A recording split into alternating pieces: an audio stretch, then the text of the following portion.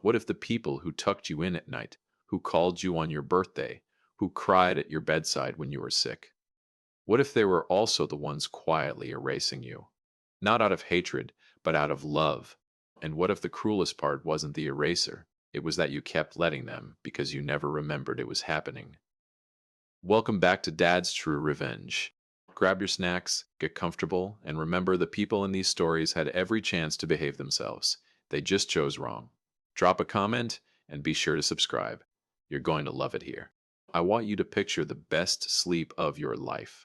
Not the kind where you toss and turn and wake up checking your phone at 3 a.m. I mean the kind of sleep that wraps around you like warm water. Deep still.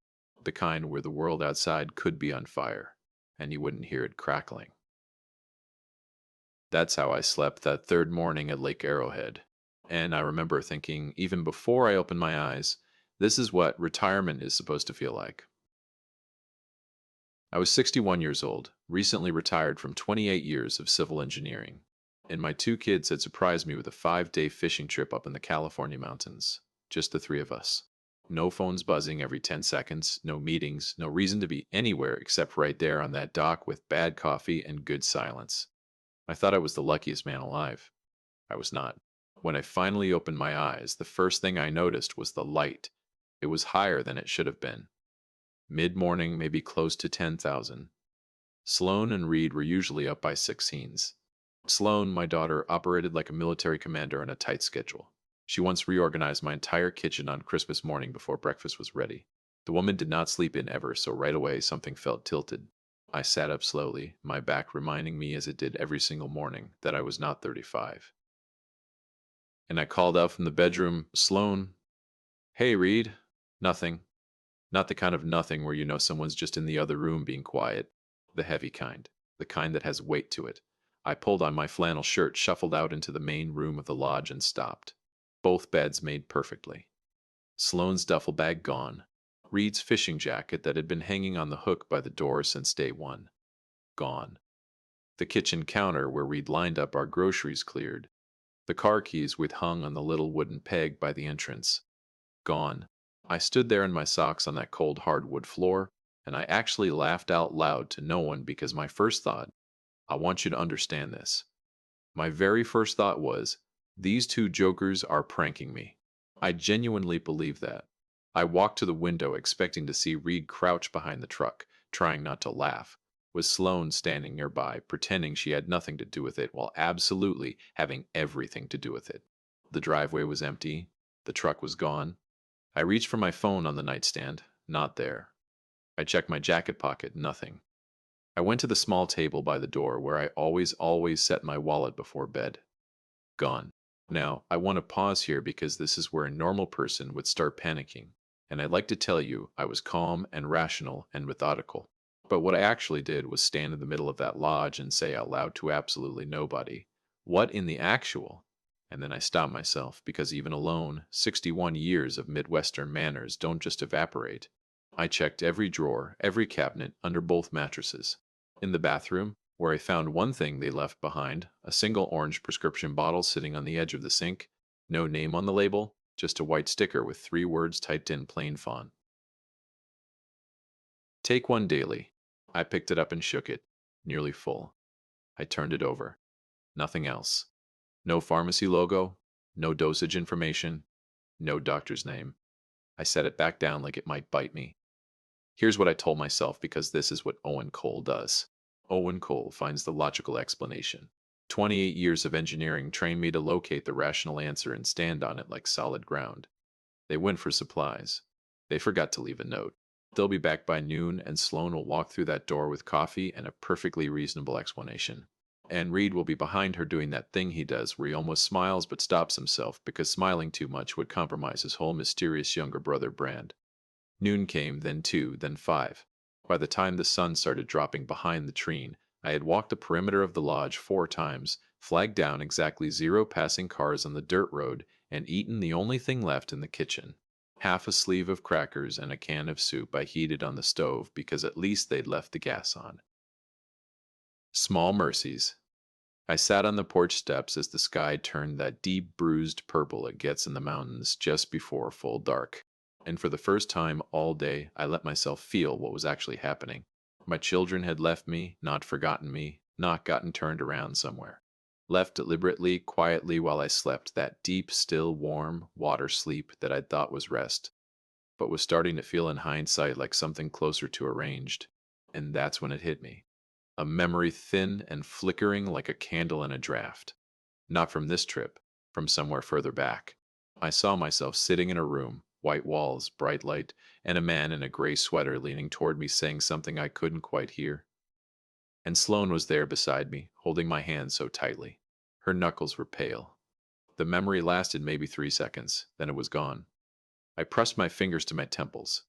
What was that? I knew that room. I knew that feeling, that specific, anxious, sitting up straight feeling of being told something important. But the details wouldn't come. Like trying to grab smoke, I told myself it was the stress. Told myself I was tired and hungry and scared, and my brain was doing what brains do under pressure, pulling up old footage at random. I believed that I shouldn't have. That night, I slept on the couch with every light in the lodge on, which felt ridiculous and also completely necessary. Somewhere around midnight, I heard a car on the dirt road, and I was off that couch so fast I nearly took the coffee table with me, stumbling to the window, but it passed without slowing. I stood at the glass long after the headlights disappeared, staring into the dark between the trees, and I noticed something I hadn't during the day. A small wooden sign nailed to the pine tree directly across from the lodge's front door. It had been there the whole time. I must have walked past it a dozen times. I opened the door and squinted in the cold night air. 4 words hand-painted in red. You've been here before. Stay with me, because what I find in the morning changes everything I thought I knew about the last 3 years of my life. And the man on the national news broadcast isn't a stranger. He's the reason I was brought here in the first place. If you've made it this far, do us one quick favor: subscribe. A lot of people watch without ever doing it, but it costs you nothing and means everything to us.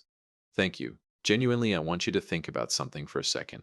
Think about a song you haven't heard in 15 years, one you completely forgotten existed, and then one random Tuesday afternoon it comes on in a grocery store. And before the second bar even hits, you know every single word. Your mouth is moving before your brain catches up. Your body remembered what your mind had buried. That's what the sign did to me. You've been here before. 4 words, hand painted, red letters on weathered pine. And the moment I read them, something in my chest didn't panic. It recognized like a door creaking open in a house you were certain was empty. I stood on that porch in the cold mountain air, probably looking like a man who'd just been told the earth was flat and was genuinely reconsidering everything. And I said out loud to the trees, to God, to whoever painted that sign, okay, so what exactly is going on here? The trees did not answer, deeply unhelpful. I didn't sleep after that. I sat in the armchair closest to the window, with the orange prescription bottle on the table beside me, turning it over in my fingers every few minutes like it was going to eventually decide to explain itself. Take one daily. No name, no pharmacy, no doctor. I'm an engineer by trade. I spent nearly 3 decades calculating load-bearing thresholds, stress fracture points, the exact amount of pressure a structure can absorb before it stops holding and starts breaking. And sitting in that chair, I applied the same thinking to myself. What do I actually know? 1. My children brought me here and left while I slept. 2. They took everything. Wallet, phones, keys, bags, deliberate, organized. This was not a panic. This was a plan. 3. There was an unmarked prescription bottle in the bathroom with my crackers and my soup and my cold hardwood floors and my absolute confusion. 4. I had a memory I couldn't hold. A white room. Sloane's pale knuckles. A man in a gray sweater speaking words I couldn't retrieve. And 5. Someone had been here before me. Or rather, and this is the part that made me set the bottle down very carefully, someone wanted me to know that I had been here before me. I pressed my palms flat on my knees and took a long breath. Owen, I said to myself, either you're losing your mind or someone helped you lose it. Figure out which one before you do anything else. Sound advice. I wish I'd been quicker about taking it. Morning came gray and damp. Mist sitting low between the pines like the mountain was thinking too hard. I found 2 things I'd missed the day before in my panic sweep of the lodge. First, behind the loose baseboard panel beneath the kitchen sink, A folded piece of paper, notebook paper, handwritten and small, careful letters that I recognized immediately because I'd seen them on birthday cards and grocery lists and sticky notes on my refrigerator for 30 years. It was Sloane's handwriting. I unfolded it slowly, the way you open something when you already suspect it's going to rearrange you. It said, "Dad, by the time you find this, you'll be scared and angry and you'll think we abandoned you. I need you to trust that we did not. There's so much we have to tell you, and we tried. We've tried more times than you know. The doctor said the only way forward was for you to find it yourself. Don't fight the memories when they come. Let them in. We love you more than you will ever understand. S." I read it 4 times. Then I folded it very precisely back along its original creases, put it in my shirt pocket, and sat down on the kitchen floor because my legs had simply decided they were done standing for the moment. More times plural. The second thing I found was outside around the back of the lodge near the woodpile. A tin box, the kind people use for storing keepsakes or letters. Green, slightly rusted at the corners. My name was written on the lid in black marker. Owen, not Dad, not Mr. Cole, just Owen. Like whoever left it wasn't entirely sure which version of me would find it. Inside the tin, 3 photographs and a small folded card. I looked at the photographs first. The first one was of me standing right here. This exact lodge, this exact porch, smiling, one arm around Sloane, one arm around Reed, taken from a distance, slightly off angle, like someone grabbed it quickly on the back in Reed's handwriting. Trip 1. He made it to day 4. I flipped to the second photograph. Me again. Same lodge, different flannel shirts. My hair is slightly longer. Standing at the dock alone, staring at the water. On the back, trip 2. He found the sign. Didn't make it to morning. I didn't know what morning meant. I told myself I didn't want to know. I was lying to myself. Third photograph. Me sitting in this exact armchair, the one I'd spent the night in. Head tilted back asleep, the orange prescription bottle on the table right beside me. On the back reads handwriting again, but this time the letters were slightly less steady.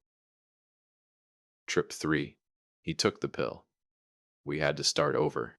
I set the photographs down on the woodpile and stood very still. For what felt like a long time I had been here before, not once, 3 times. And every single time, something had happened. Something had reset. And I'd gone home to my quiet, retired life in Sacramento with absolutely no memory of any of it. 3 fishing trips, 3 versions of this exact morning. 3 times my children had sat across from me at dinner or called me on a Sunday or hugged me at Christmas, knowing what they knew while I smiled and talked about the weather and asked Reed if he was seeing anyone. The card in the tin was short, just 1 line, no signature. This time, Owen, don't run from what you remember. And right on cue, as if whatever part of my brain that had been locked behind a heavy door finally decided the door was the problem, the memories started coming, not gently. The white room again, sharper now. I was sitting in a chair with armrests, and the man in the gray sweater was leaning forward with a pen in his hand and a chart on the clipboard, and he was saying calmly, "The way doctors say things they've clearly rehearsed. Owen, what I'm describing is called severe episodic dissociative amnesia. What happens is every 72 hours, your brain essentially performs a hard reset. You lose access to the previous cycle of memory almost entirely. You function normally within each window. But when the reset occurs, and I heard myself say in that memory with this exhausted, already defeated voice that didn't sound like the Owen Cole I thought I was, 'How long has this been happening?' And the man in the gray sweater, Dr. Harmon. The name surfaced like something floating up from deep water. Dr. Harmon looked at Sloane before he looked back at me. Just briefly, the way doctors look at the family member who knows more than the patient does. 'Owen,' he said carefully. 'It's been 2 years. I came back to the woodpile, to the mist, to the tin box in my hands. 2 years. I had lost 2 years of my life in 72-hour pieces over and over like a film wheel someone kept cutting and splicing and cutting again. And my children had been there for all of it, watching me forget, helping me start over, carrying the full weight of it, while I woke up every 3 days thinking everything was fine. I pressed the back of my hand against my mouth, because the thing that was breaking me, not the condition, not the lost years, not even the 3 fishing trips I didn't remember, was picturing Reed and Sloane driving away from this lodge, knowing how it ended before, and choosing to try again anyway. That's not abandonment. That's the bravest, most desperate act of love I can imagine.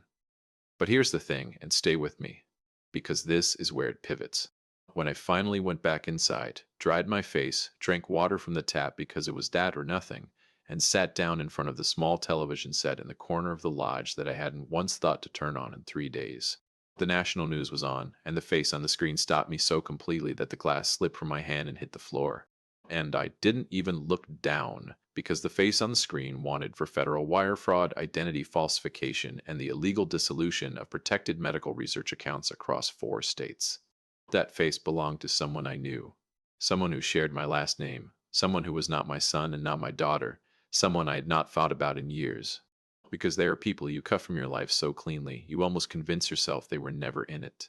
The crawler at the bottom of the screen read Federal Fugitive Dwight Cole, last seen Northern California. I looked at the window at the pine trees, at the mountains sitting heavy and gray in the morning mist. Northern California. I sat down very slowly and said again to no one to the room to 3 years of missing time. Dwight. And for the first time since I'd woken up in this empty lodge, I wasn't confused. I was afraid. I haven't just been losing my memory. Someone has been using it against me. If you've been listening for a while and want stories like this to keep coming, it really helps if you hit that like button and subscribe. 97% of people never do, but it's what keeps this whole thing running. So, thank you for real. I need you to understand something about fear. Real fear. Not the jump scare kind. Not the horror movie kind where you spill your popcorn and laugh at yourself 3 seconds later. I mean the kind that settles into your bones like cold water filling a room slowly, steadily, until you realize you've been standing in it up to your neck without noticing. That's what seeing Dwight Cole's face on that screen did to me, because it didn't just scare me, it unlocked me. Dwight Cole was my younger brother. Half-brother technically, same father, different mothers, different zip codes, different everything. We'd grown up parallel to each other the way two train tracks run alongside without ever actually touching. My mother raised me in Ohio, steady and quiet. His mother raised him in Nevada, which I always privately felt explained a great deal about him.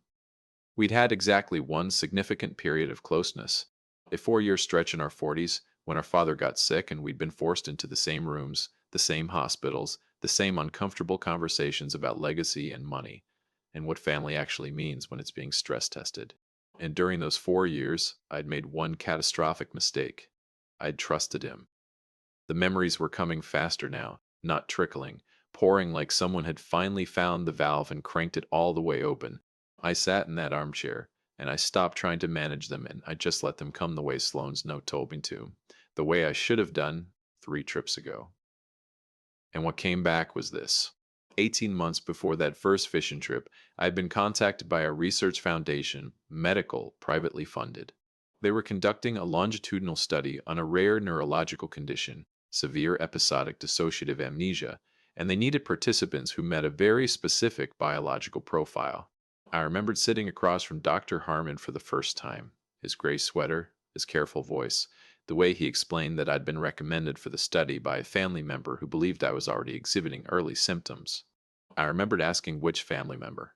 I remember Dr. for Harmon looking briefly uncertain before he said, "A Mr. Dwight Cole." He indicated he was your brother. I remembered the pause I'd taken before I nodded and said, "half-brother." Like that distinction mattered, like that one-word correction was going to protect me from anything.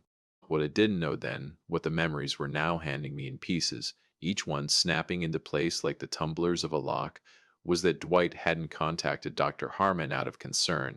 He'd contacted him out of calculation because our father's estate, tied up in a medical research trust worth approximately $4 million, had a very specific disbursement clause, one that Dwight's lawyers had found and Dwight's mind had weaponized.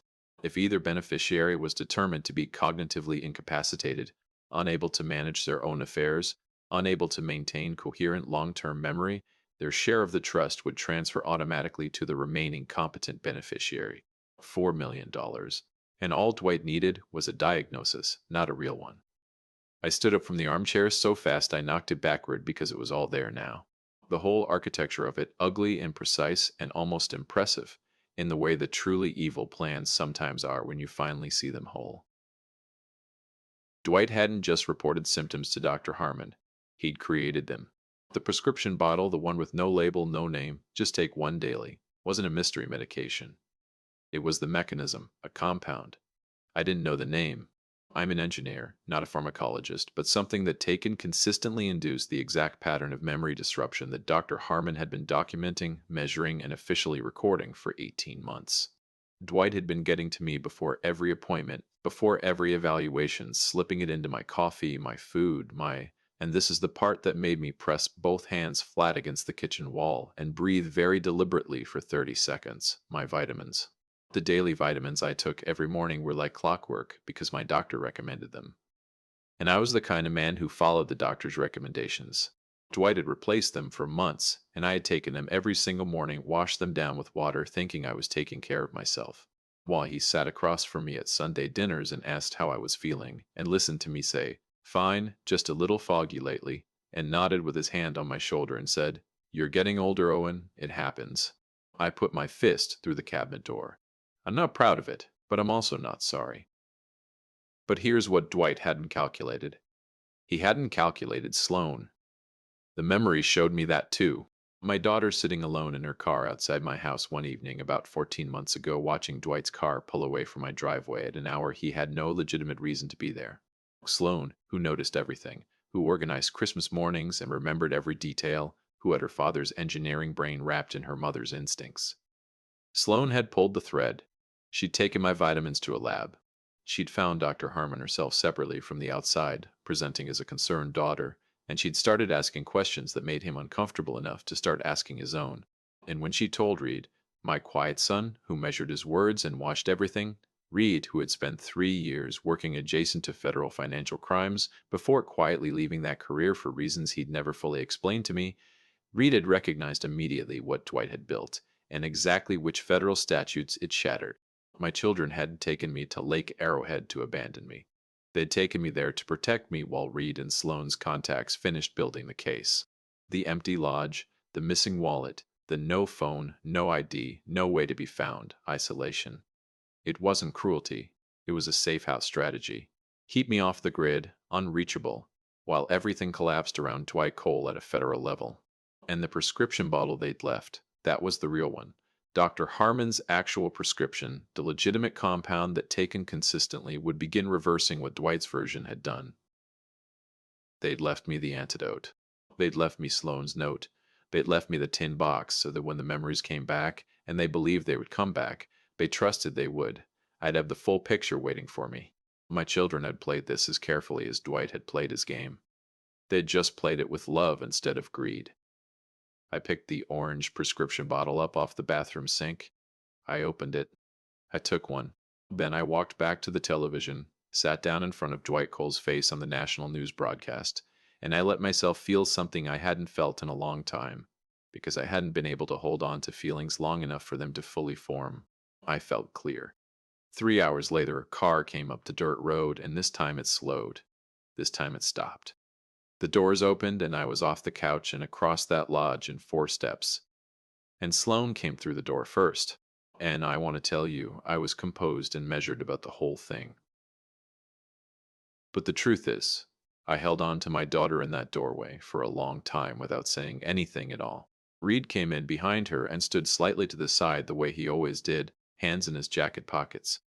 And when I finally looked at him over Sloane's shoulder, his jaw was tight in the way that meant he was holding something back. I reached out and grabbed the back of his neck and pulled him in. And he made this sound, this short, sharp exhale, like he'd been holding his breath for 3 years and had only just now remembered he was allowed to stop. We stood there, the three of us, in that cold, empty lodge that had held 3 versions of the same morning, and nobody said anything for a while. Sloane pulled back first. Her eyes were red, but her voice was steady because she was Sloane. "Dad, do you remember?" she asked. "All of it," I said. And Reed said quietly, almost to himself, "It worked." Now, here is the part of the story I want you to lean in for. Because I did say revenge, and I am a man of my word. Dwight Cole was arrested 14 hours after his face appeared on that national news broadcast. Federal agents, 4 counts of financial fraud, 2 counts of identity falsification, and 1 count, the one Reed had spent the better part of a year helping build with his former colleagues. One beautiful, airtight count of deliberate pharmaceutical manipulation resulting in documented cognitive harm. They found the compound in a storage unit registered under a shell company Dwight had set up in Reno. They found 18 months of emails between him and a disgraced pharmacologist who'd lost his license in 2019. They found the falsified intake notes he'd fed the Dr. Harmon's study, manufactured symptom reports, fake witness statements, a whole careful fiction built to make Owen Cole look like a man falling apart at the seams. They found all of it because Reed had made sure they would. The trust disbursement was reversed every penny.